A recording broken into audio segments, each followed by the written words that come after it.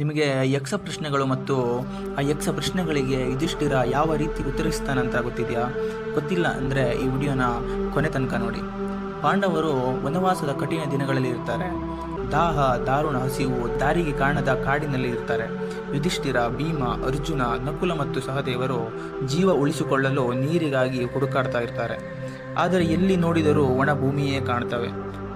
ಅಂತೂ ಆಕಾಶದಲ್ಲಿ ಒಂದು ಪಕ್ಷಿಯ ಕೂಗು ಕೇಳಿಬರ್ತದೆ. ಸಹದೇವ ಅದನ್ನು ಅನುಸರಿಸುತ್ತಾನೆ. ತಕ್ಷಣ ಕಾಡಿನ ಮಧ್ಯೆ ಬೆಳ್ಳಿ ಕನ್ನಡಿಯಂತೆ ಮಿನುಗುತ್ತಿರುವ ಸರೋವರವು ಕಾಣುತ್ತದೆ. ನೀರನ್ನು ನೋಡುತ್ತಿದ್ದಂತೆಯೇ ಅವನ ಕಣ್ಣು ಕಣ್ಣೀರಾಗುತ್ತದೆ. ಜೀವ ಉಳಿಯುವಂತಾಗುತ್ತದೆ.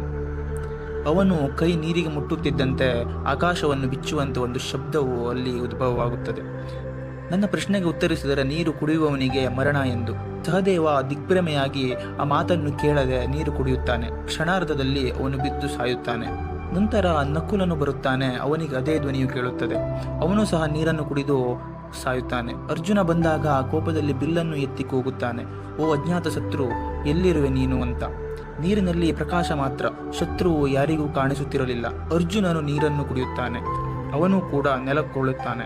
ಭೀಮನು ಕೂಡ ಅಹಂಕಾರದಿಂದ ಬಂದು ಧ್ವನಿಯನ್ನು ತಿರಸ್ಕರಿಸುತ್ತಾನೆ. ಅವನು ಕೂಡ ನೆಲಕ್ಕೆ ಬೀಳುತ್ತಾನೆ. ಈಗ ಉಳಿದಿರುವವನು ಯುಧಿಷ್ಠಿರ ಒಬ್ಬನೇ. ಯುಧಿಷ್ಠಿರನು ಅಲ್ಲಿಗೆ ಬಂದು ತಮ್ಮ 4 ಸಹೋದರರು ಇರುವುದನ್ನು ಕಂಡು ಹೃದಯ ಒಡೆದಂತೆ ಕಣ್ಣೀರು ಸುರಿಸುತ್ತಾನೆ.